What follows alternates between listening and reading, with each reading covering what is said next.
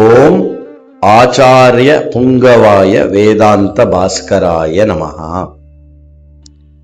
ஆச்சாரிய அனுக்கிரகாதேவ பிரம்ம வித்யாம் பிரபத்யதே தஸ்மான் முமுக்ஷுராச்சார்யம் நமேத் வேதாந்த பாஸ்கரஹ. ஆச்சாரியஸ்ய அனுக்கிரகாதேவ முமுக்ஷுः பிரம்ம வித்யாம் பிரபத்யதே தஸ்மாத் முமுக்ஷுः ஆச்சார்யம் பக்தியா பூஜ்யதே. அத்ய தினஸ்ய விஷயः ஆச்சார்யானுக்கிரகாதேவ பிரம்ம வித்யா பிராப்திः. அத்ய தினாங்கः ஏப்ரல் மாசே பஞ்சம தினः.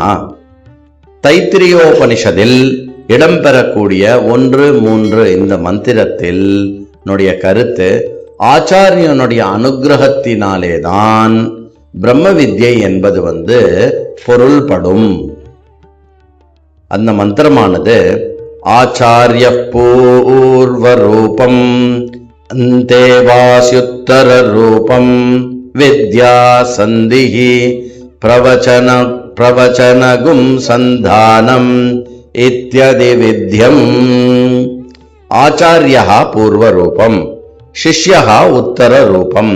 ஆச்சாரியன் மேலும் சிஷ்யன் கீழே இருந்தபடியும் இவர்கள் இடையில் நடக்கக்கூடிய விஷயமானது என்ன என்றால் வித்யை. வித்யானது அவர்கள் இடத்தில் பரிமாற்றம் நடக்கும்.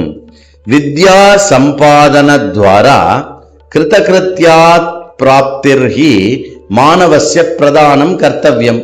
அறிவை அடைவதன் மூலமாக செய்ய வேண்டியதை செய்து முடித்து மோட்சம் அடைவதே ஒரு மனுஷனுடைய முதன்மையான கர்த்தவியமாக இருக்கிறது.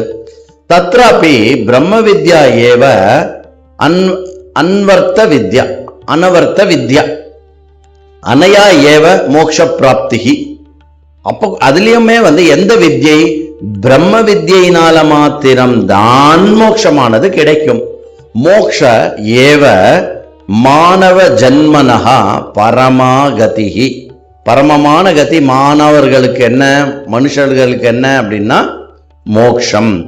சிஷ்யே நைவஹி சம்பதனீயா பிரம்ம வித்யா தஸ்யா பிரதிபாதீதா ஆச்சாரியः. சிஷ்யனால் எப்படி பிரம்ம வித்யா, சிஷ்யனுக்கு எப்படி பிரம்ம வித்யா கிடைக்கும்? ஆச்சாரியனால் தான் அது கொடுக்கப்பட வேண்டும். ஆச்சாரியஸ்ய அனுக்கிரகாதேவ அஸ்மாகம் பிரம்ம வித்யா பிராப்திர் பவேத்.